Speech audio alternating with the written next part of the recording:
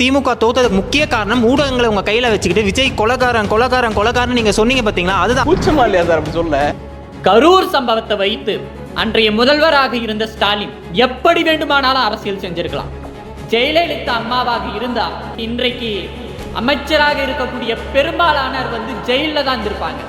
ஆனா அன்றைய முதல்வராக இருந்த ஸ்டாலின் நேர்மையோடு மனசாட்சியோடு நடந்து கொண்டதனால எந்த ஒரு தலைவனும் தான் தொண்ட சாவத விரும்ப மாட்டான் அப்படின்னு சொல்லி மனசாட்சியோடு நடந்து கொண்ட தலைவர் மீது தொடர்ச்சியா இந்த தாவேக்காரங்க என்ன பண்றாங்கன்னா பழி சுமத்தி கொண்டே இருக்கிறாங்க.